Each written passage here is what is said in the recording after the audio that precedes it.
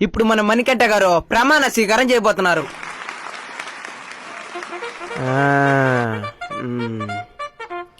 కొంచెం పైకి ఉండాలి.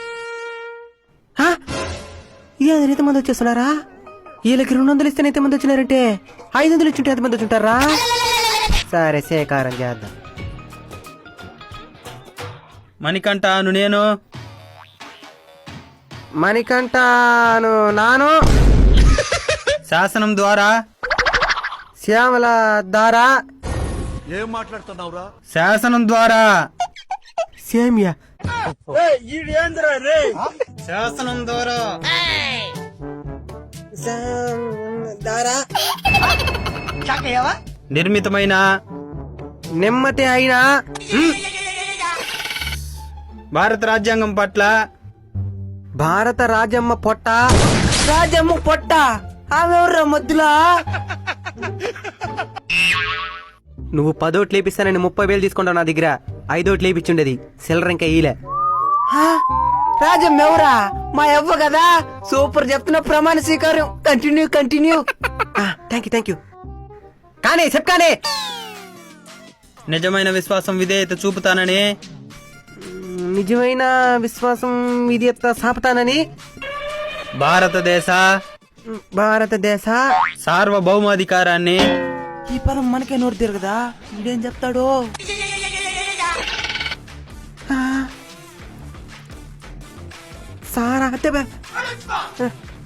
సారా మత కారాన్ని.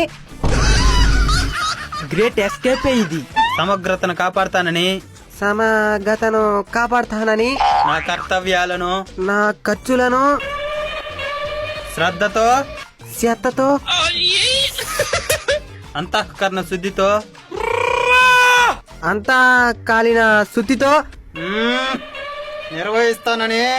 నిర్వచిస్తానని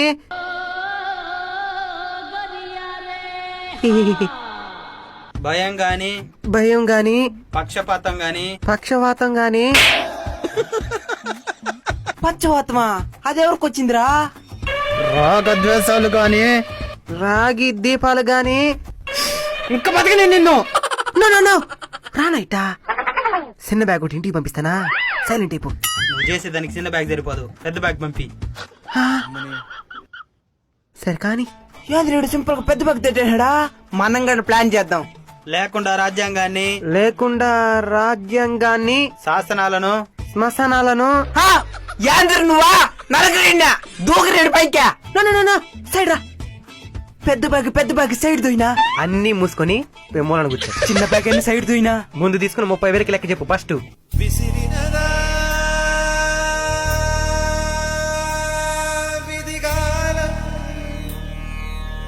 అనుసరించి ప్రజలందరికీ అనుపమ ప్రజలందరికీ న్యాయం చేకూరుస్తానని, చెరుకిస్తానని. చెరుక ఇదెప్పుడు పండించినవురా?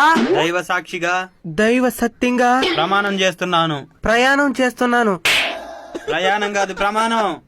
పాయాసం ప్రమాణం. ఏందనిదా? అర్థం కాని పదాలను తీసుకొచ్చి పలకమంటే ఎవరు పలకతారో? ఇప్పుడు చేస్తాను చూడు అసలు ప్రమాణ చక్రమా. అందరికి అర్థమయ్యే విధంగా. నేను గెలిచిన మిమ్మల్ని 5 ఏళ్ళు పాలిస్తా.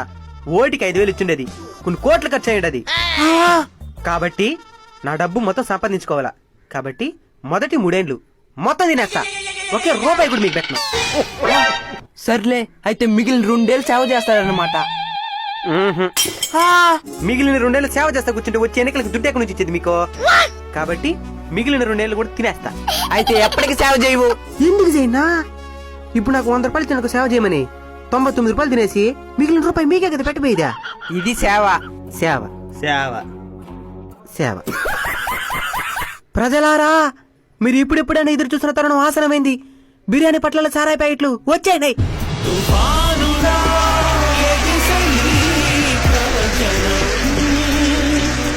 చూడండి రా ప్రజల ఆనందమా.